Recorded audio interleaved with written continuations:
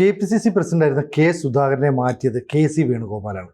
എന്ന് പറഞ്ഞാൽ രാഹുൽ ഗാന്ധിയോ ഖാർഗെയോ പോലും തൻ്റെ അടുത്ത് ഇക്കരം പറഞ്ഞിട്ടില്ല. പക്ഷേ KC വേണുഗോപാൽ കുറേ സഹായമൊക്കെ ചെയ്തിട്ടുണ്ടെങ്കിലും തന്നെ മാറ്റിയത് ഈ KC ആണെന്ന് കെ സുധാകരൻ തുറന്നു പറയുകയാണ്, അതും പരസ്യമായിട്ട്. ശരിക്കും ഒരു വിഴുപ്പലക്കലല്ലേ അത്? വിഴുപ്പലക്കലാണെന്നുള്ളത് സംശയമില്ലാത്ത കാര്യമാണ്. പിന്നെ കോൺഗ്രസിൻ്റെ ഇന്നത്തെ ഒരു അവസ്ഥയാണ് അത് കാണിക്കുന്നത് ശരിക്കും. കാരണം ഇന്നിപ്പം അതിനുശേഷം ഈ കെ സുധാകരനെതിരെ പറഞ്ഞിരുന്ന മുഖ്യമായ ആരാണ്, അദ്ദേഹത്തിന് പ്രായമായി, പഴയതുപോലെ പിന്നെ ഊർജ്ജസ്വലം നടക്കാൻ പറ്റുന്നില്ല എന്നൊക്കെ പറയുന്നു. പക്ഷെ അദ്ദേഹം ഈ കഴിഞ്ഞ 2 ദിവസത്തേക്ക് മുമ്പ് അദ്ദേഹം ജിമ്മിൽ നിന്നിട്ട് ഈ എക്സസൈസ് ചെയ്യുന്നതും വെയിറ്റ് എടുക്കുന്നതും വളരെ ഈ ചെറുപ്പക്കാരെ പിള്ളേരൊക്കെ ചെയ്യുന്നത് പോലുള്ള എക്സസൈസൊക്കെ ജിമ്മിൽ എക്സസൈസ് ചെയ്യുന്നത് കാണിക്കുകയുണ്ടായി. അതൊക്കെ കാണിക്കുന്നത് ശരിക്കും പറഞ്ഞാൽ പാർട്ടിക്കകത്ത് നിന്നുകൊണ്ടുള്ള ഈ കെ സുധാകരൻ്റെ ഒരു പ്രതിഷേധം. അദ്ദേഹം കണ്ണൂക്കാരനുമാണല്ലോ. അതെ. ആ ഒരു CPM ഒരു കൾച്ചർ അദ്ദേഹത്തിൻ്റെ ഉള്ളിലുണ്ട്. അതായത് ഈ രോഷം വന്നു കഴിഞ്ഞാൽ നിയന്ത്രിക്കാൻ പറ്റാത്തൊരു സ്വഭാവമാണല്ലോ ഈ പൊതുവെ ഈ കമ്മ്യൂണിസ്റ്റുകാരുടെ ഒരു പ്രത്യേകത എന്ന് പറയുന്നത്. അപ്പോൾ അതിൻ്റെ ഏറ്റവും കൂടുതൽ കേന്ദ്രീകൃത സ്വഭാവമുള്ള ഒരു സ്ഥലമാണ് കണ്ണൂർ എന്ന് പറയുന്നത്.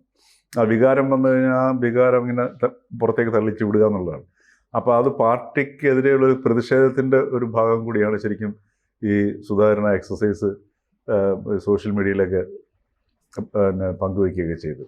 ഇത് ശരിക്കും പറഞ്ഞാൽ KC വേണുഗോപാൽ ഇത് കേരളത്തിൻ്റെ മാത്രമല്ല, രാഷ്ട്രത്തിൻ്റെയും വിധി നിർണയത്തിൽ അല്ലെങ്കിൽ കോൺഗ്രസ് പാർട്ടിയുടെ ഗതി നിർണയത്തിൽ മുഖ്യ പങ്ക് വഹിക്കുന്നത് KC വേണുഗോപാലാണ്. കാരണം KC വേണുഗോപാലാണ് രാഹുൽ ഗാന്ധിയുടെ മുഖ്യ ഉപദേഷ്ടാവ്. അപ്പം ആ ഒരു ഇതിൽ നോക്കുന്ന സമയത്ത് KC വേണുഗോപാൽ ഇന്ന് ഇപ്പോൾ ഏത് തീരുമാനം കേരളത്തിൽ വന്നു കഴിഞ്ഞാലും KC വേണുഗോപാലിൻ്റെ ഒരു യെസ് ഇല്ലാതെ ഒരു തീരുമാനവും കേരളത്തിൽ നടപ്പിലാവില്ല. കാരണം ഹൈക്കമാൻഡ് എന്ന് പറയുന്നത് ഇപ്പം കേരളത്തെ സംബന്ധിച്ചിപ്പോൾ ദീപാദാസ് മുൻഷിയെ പ്രത്യേകിച്ച് വെച്ചിട്ടുണ്ടെങ്കിലും എന്ത് തന്നെയാണെങ്കിലും അവസാന വാക്കെന്ന് പറയുന്നത് KC വേണുഗോപാലിൻ്റെയാണ്.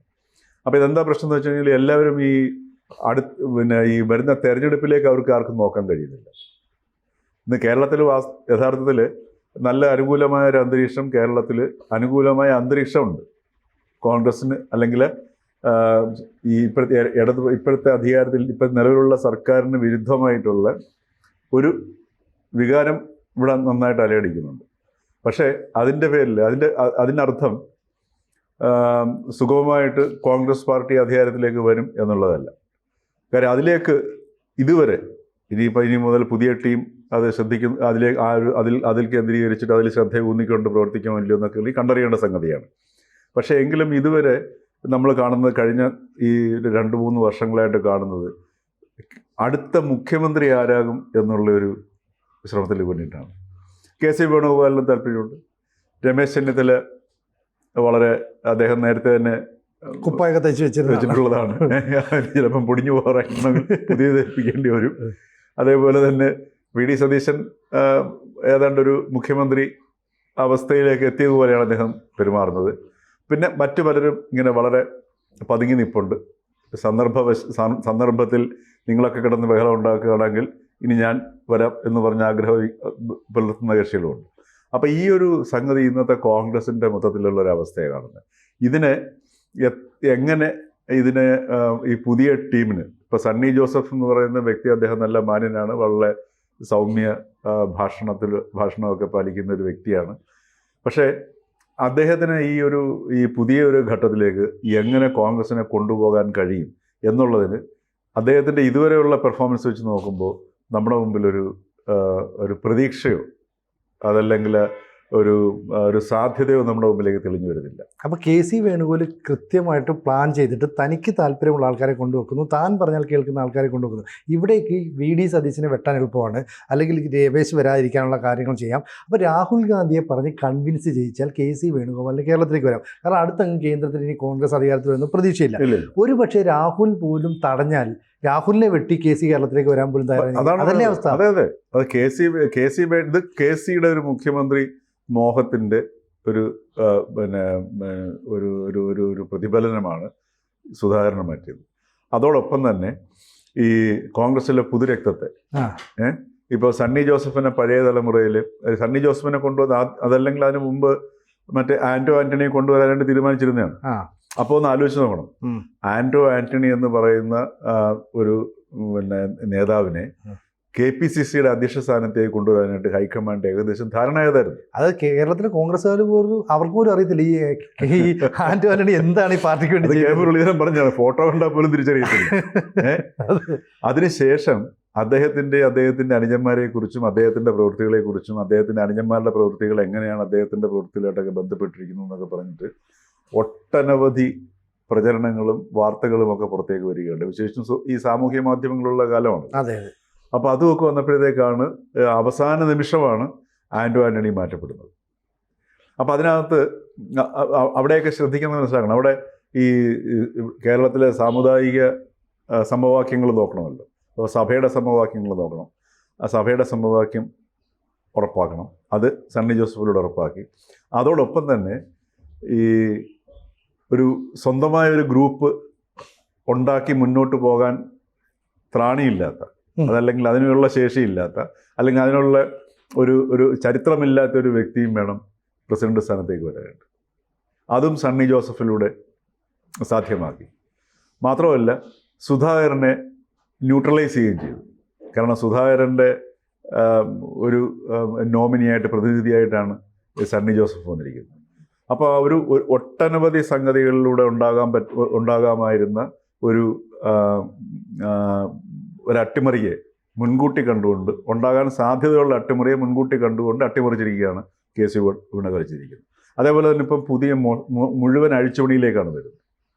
അപ്പോൾ ഇപ്പം ഇതിനകത്ത് ഈ പുതിയ മാറ്റത്തിലെ ഈ അടുത്ത ഭരണം പിടിക്കാം എന്നുള്ള ഒരു ആത്മവിശ്വാസം KC വേണുഗോപാലിന് നൽകുന്നത് ഈ ഷാഫി പറമ്പിൽ നേതൃത്വത്തിലുള്ള ഒരു ടീമിനെ സണ്ണി ജോസഫിൻ്റെ കീഴിൽ കൊണ്ടുവരികയും ഒരു യുവനിരയെ കൊണ്ടുവരികയും അവരുടെ വളരെ ആസൂത്രിതമായ ഒരു പരിപാടിയിലൂടെ, പ്രവർത്തനത്തിലൂടെ ഈ ഒരു വർഷത്തെ പ്രവർത്തനം കൊണ്ട് അധികാരം പിടിക്കാൻ പറ്റും എന്നുള്ളതാണ് KC വേണുഗോപാൽ പ്ലാൻ ചെയ്യുന്നത്. അതോടൊപ്പം തന്നെ ഈ ഒരു വിഭാഗത്തിനെ പുറത്തേക്ക് ഉയർത്തിക്കൊണ്ട് വരികയും ചെയ്യുക. ഇപ്പോൾ കോൺഗ്രസ്സിലാണെങ്കിൽ ധാരാളം നല്ല സമൃദ്ധരായിട്ടുള്ള ഈ യുവ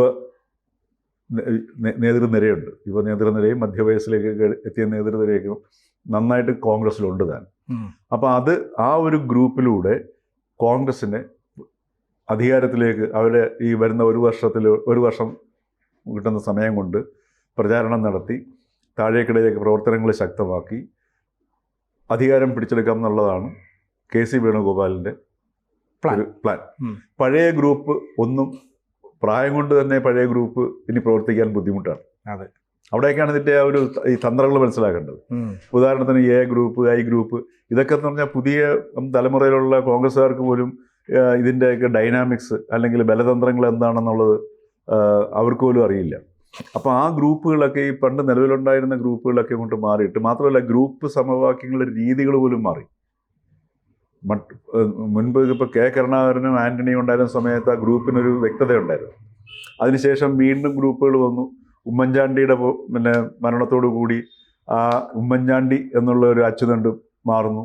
അപ്പോൾ അങ്ങനെ ആ ഒരു പഴയ ഗ്രൂപ്പുകളെല്ലാം കൂടെ ശിഥിലമായി, ചിലത് നിർജീവമായി. ഇങ്ങനൊരു അവസ്ഥയിലേക്ക് പുതിയൊരു സംയുക്ത ഗ്രൂപ്പ്, ഒരു ഗ്രൂപ്പിൻ്റെ ഗ്രൂപ്പാണ് ഇനി എമർജ് ചെയ്യാൻ പോകുന്നത്.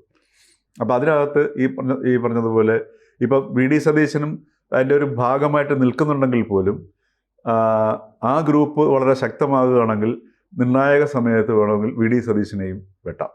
കാര്യം ഹൈക്കമാൻഡ് ഈ പിടിയുടെ പേരിൽ, മനസ്സിലായില്ലേ? അപ്പം VD സതീശനും ഇപ്പോൾ അതിൻ്റെ ഭാഗമായിട്ട് നിൽക്കുകയാണ് ചെയ്യുന്നത്. അപ്പം ഇങ്ങനെയുള്ളൊരു ഇപ്പോൾ അദ്ദേഹം ഷാഫി പറമ്പിൽ, വിഷ്ണുനാഥ്, രാഹുൽ മാങ്കൂട്ടത്തിൽ, VT ബൽറാം, ഇങ്ങനെയൊക്കെയുള്ള ഒരു ഗ്രൂപ്പാണ് യങ്സ്റ്റേഴ്സിൻ്റെ ഗ്രൂപ്പ്. മാത്രമല്ല ഇവരൊക്കെ വളരെ ഈ ഹൈലി എഡ്യൂക്കേറ്റഡ് ആണ്, ജനങ്ങളുടെ സ്വാധീനമുണ്ട്. പിന്നെ അവരുടെ വ്യക്തിത്വങ്ങൾ മോശമായിട്ടില്ല. അഴിമതി നടത്തിയിട്ടോ അതല്ലെങ്കിൽ മറ്റേതെങ്കിലും കളങ്കിതമായിട്ടുള്ള വ്യക്തിത്വങ്ങളല്ല. ഇവരൊക്കെ സത്യം പറഞ്ഞാൽ വളരെ നല്ല, ഇപ്പോൾ രാഷ്ട്രീയത്തിലെ ഏത് രാഷ്ട്രീയ പാർട്ടിയാണെങ്കിലും ഇത്തരത്തിലുള്ള നേതാക്കന്മാരുണ്ടാവുന്നത് ജനാധിപത്യ സംവിധാനത്തിന് വളരെ നല്ലതാണ്. അപ്പോൾ ആ ഒരു ഗ്രൂപ്പ് പ്രൊജക്ഷനിലൂടെ ആയിരിക്കും ഈ കോൺഗ്രസ് ഇനി അധികാരത്തിലേക്ക് അല്ലെങ്കിൽ ഈ മറ്റേ അധികാരത്തെ ലക്ഷ്യമാക്കി പ്രവർത്തിക്കാൻ പോകുന്നത്. ഇത് എത്രമാത്രം വിജയിക്കും എന്നൊന്നും പറയാൻ പറ്റത്തില്ല. കാരണം ഇവർ നേരിടുന്നത് ശരിക്കും പറഞ്ഞാൽ CPM അല്ല ഇപ്പോൾ കോൺഗ്രസ് നേരിടുന്നത്. കോൺഗ്രസ് ഇന്നിപ്പം ഈ വരുന്ന തെരഞ്ഞെടുപ്പിൽ നേരിടാൻ പോകുന്നത് ശരിക്കും കേരളത്തിലെ BJP ആണ്. കാരണം രാജീവ് ചന്ദ്രശേഖരൻ്റെ പ്രവർത്തന രീതി ഒരു ഫോക്കസ് അവരിപ്പോൾ തന്നെ ഫിക്സ് ചെയ്ത് കഴിഞ്ഞു. ഇപ്പം തന്നെ ആൾറെഡി നല്ല ഒഴുക്ക് കേരളത്തിൽ സംഭവിക്കുന്നുണ്ട്. CPM-നകത്ത് നിന്ന് സംഭവിക്കുന്നുണ്ട്, കോൺഗ്രസ് പാർട്ടിയിൽ നിന്ന് സംഭവിക്കുന്നുണ്ട്. അപ്പം നമ്മൾ BJP-യുടെ ഈ സ്കെയിൽ എടുത്ത് നോക്കിക്കഴിഞ്ഞാൽ, വളർച്ചയുടെ സ്കെയിൽ എടുത്ത് നോക്കിക്കഴിഞ്ഞാൽ വളരെയധികം മുമ്പോട്ട് പോയിക്കൊണ്ടിരിക്കുകയാണ് ചെയ്യുന്നത്. അപ്പോൾ ഇങ്ങനെ ഒരു ത്രികോണത്തിൻ്റെ ഒരു അവസ്ഥയിലേക്ക്, പൂർണ്ണമായിട്ടൊരു ത്രികോണത്തിൻ്റെ അവസ്ഥയിലേക്ക് വന്നില്ലെങ്കിൽ പോലും, കാരണം അസംബ്ലി ഇലക്ഷനിലൊക്കെ ഒരു മണ്ഡലത്തിൽ വളരെ തുച്ഛമായ വോട്ടുകളുടെ വ്യത്യാസം മതി മാറി മറിയാനായിട്ട്. ഇപ്പോൾ ഒരു മണ്ഡലത്തിൽ ഒരു സ്ഥാനാർത്ഥി വെറുതെ ഒരു സ്വതന്ത്രം നിന്ന് തന്നെ സ്വാധീനമുള്ള വ്യക്തി ഒരു 2000, 3000, 4000 വോട്ട് പിടിച്ചാൽ പോലും അസംബ്ലി ഇലക്ഷനെയൊക്കെ വളരെ നിർണായകമായിട്ട് ബാധിക്കുന്ന ഒരു സംഗതിയാണ്.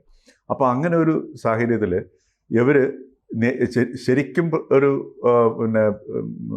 മത്സരം അതല്ലെങ്കിൽ ഒരു ഭീഷണി നേരിടുന്നത് ഈ BJP-യുടെ ഭാഗത്തു നിന്നാണ്.